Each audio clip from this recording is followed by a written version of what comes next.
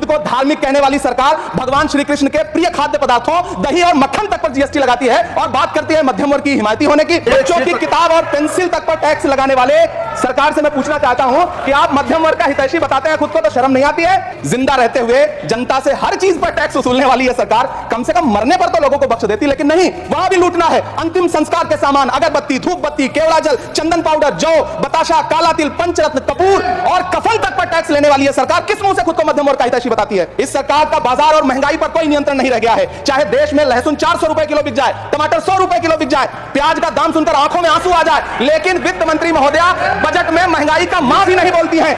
2 साल अमृतकालीन बजट पेश किए गए और इस बार एक नई शब्दावली गढ़ी गई है, तुष्टीकरण बनाम संतुष्टीकरण का बजट। सभापति महोदय, सुनने में कितना अलंकारिक लगता है ये शब्द। सोच रहा हूं देश की वित्त मंत्री और प्रधानमंत्री जी से पूछूं कि आखिर किसकी संतुष्टि? वित्त मंत्री जी इस बजट को मध्यम वर्ग को संतुष्ट करने वाला बजट बता रही हैं। अरे मैडम, हम आप यहां पर बैठे रहते हैं और वहां बाहर इसी दिल्ली में 1 लीटर दूध, चाहे वो अमूल का हो या फिर मदर डेयरी का हो, उसकी कीमत 73 रुपए लीटर है। इतना महंगा बेच करके कौन संतुष्ट हो रहा है? गरीब जनता या आपके धन्ना सेठ दोस्त?